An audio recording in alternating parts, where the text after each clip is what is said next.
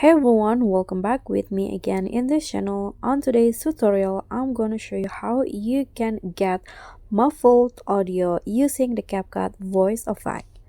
So in here, I've already added a video. Okay, I'm going to make the sound or the audio sound muffled.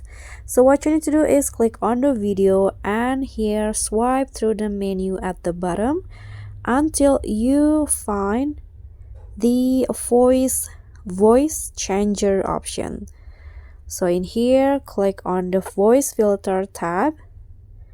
Okay, I'm going to change it into let's try phenol. Okay, now the sound a little bit sound muffled, but you can always change. Okay, this also sound muffled. You can just choose which one.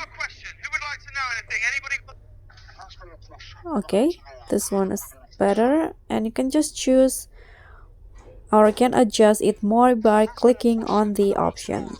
And when you're done, just click on the check icon, and that's it.